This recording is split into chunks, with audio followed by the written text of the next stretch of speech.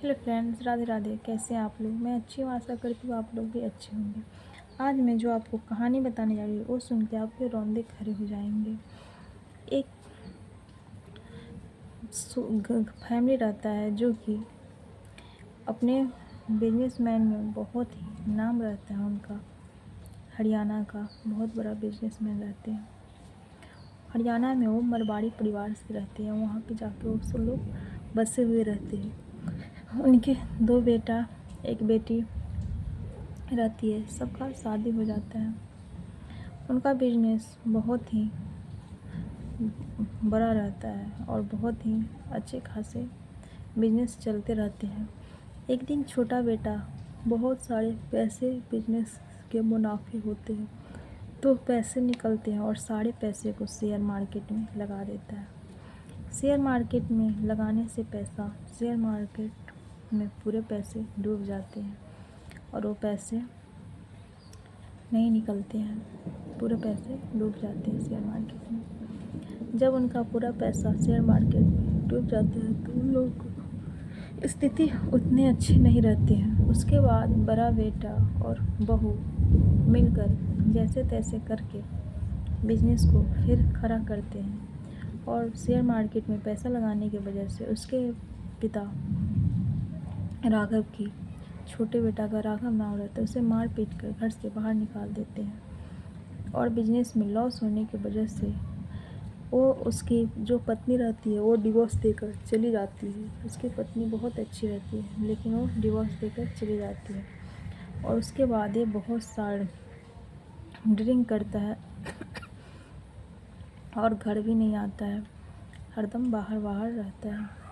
उसकी माँ अपने छोटे बेटों को बहुत मानती है।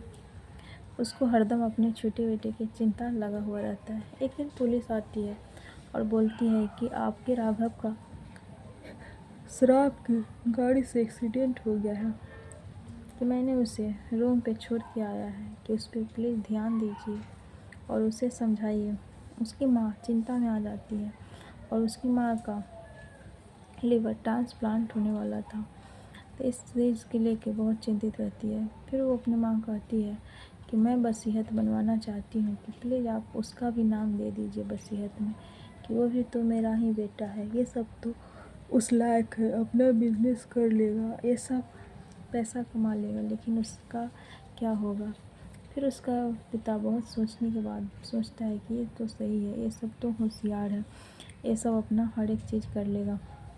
फिर एक नया वसीयत बनवा के सब बेटे को बैठा कर और वसीयत में पूरे करके बोलते हैं कि कंपनी में तीनों बेटी और दोनों बेटे के हिस्सा लगाते हैं और जो घर रहता है उस घर में बोलते हैं कि ये घर सिर्फ राघव का रहेगा, कि तुम लोग अपना अपना घर बना लेना, और भी घर है उसमें ले लेना, लेकिन ये घर सिर्फ राघव का रहेगा।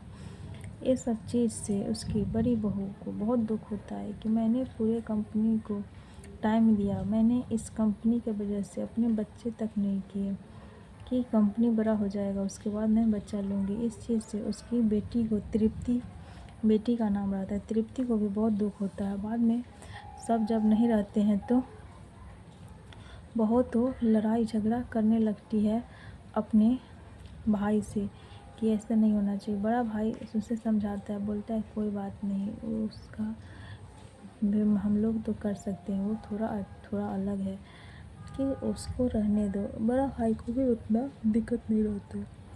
लेकिन जो बड़ा भाई की वाइफ रहती है उसका भाई भी उसी घर में रहता है और उसकी वाइफ अपने भाई के साथ मिलकर प्लानिंग करती है कि अगर हम लोग अपनी सास को मार दे और उसका गहना 70 लाख का है, अगर हम लोग पूरे गहना चोरी कर ले तो हम लोग के पास भी बहुत धन दौलत हो जाएगा, और जो पेपर बना हुआ है उस पेपर को हम लोग वकील को पैसा देकर चेंज कर देंगे तो क्या अच्छा होगा। तो ये सब प्लानिंग करके एक दिन उसके करवा चौथ रहते हैं, सभी साथ में मिलकर करवा चौथ मनाते हैं और उसकी सास को जलेबी बहुत अच्छा लगता है तो उसके ससुर बोलते हैं कि तुम रहो कि मैं तुम्हारे लिए जलेबी ले आती हूँ।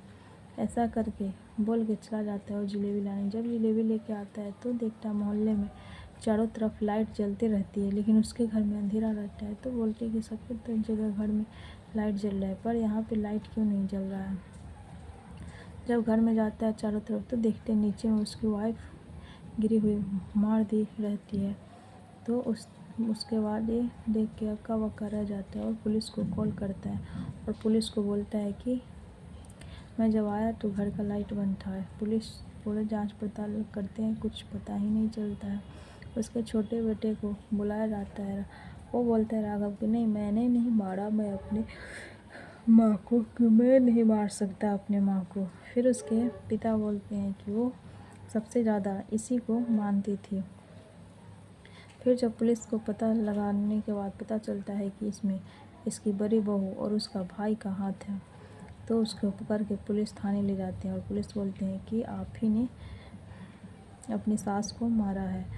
तो बहुत मार नहीं बताने पे लेडीज कांस्टेबल जो रहती है वो मारती है। उसके बाद बताती है कि हाँ, हमने ही अपनी सास को मारा, क्योंकि मैंने अपनी कंपनी को पूरा बात बताती है। मैंने अपनी कंपनी को इतने दिन दिए, हर एक चीज़ दिया और हर एक चीज़ में से राघव को हिस्से मिल गया, यहाँ तक कि घर में हम लोग को नहीं मिला इसलिए। और उसके बाद पुलिस कहती है ठीक है, आप फांसी के फंदे पे लटको और ज़िंदगी भर सहो कि तुम लोगों ने इतनी छोटी छोटी चीज़ों के लिए इतनी गिरे। और छोटा बेटा जो रहता है राघव, वो बोलते हैं कि आपने माँ को क्यों मार दिया, आपने एक बार तो बोला होता, मैं आपको पूरी संपत्ति दे देती। उसके बाद राघव लेके अपने पिता को चला जाता है और पिता के साथ रहने लगता है। उसके पिता बोलते हैं कि माँ की अस्थियाँ को बहाने काशी में चलोगे। बोलते हैं ठीक है चलेंगे। और उसकी बहू और उसके भाई को उम्र कैद की सज़ा हो जाती है।